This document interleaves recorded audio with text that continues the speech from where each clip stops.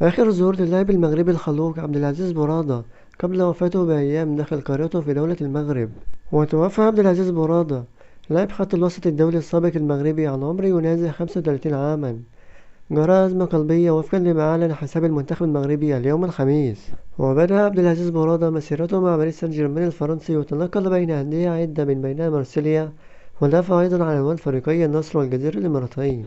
ونشر مارسيليا عبر حسابه على منصة إكس تعزية حزنا على وفاة لاعبه السابق الدولي المغربي عبد العزيز برادة.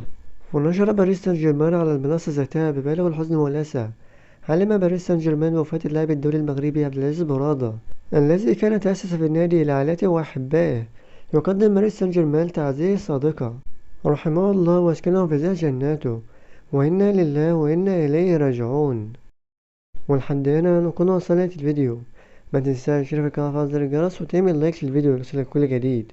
والسلام عليكم ورحمة الله وبركاته.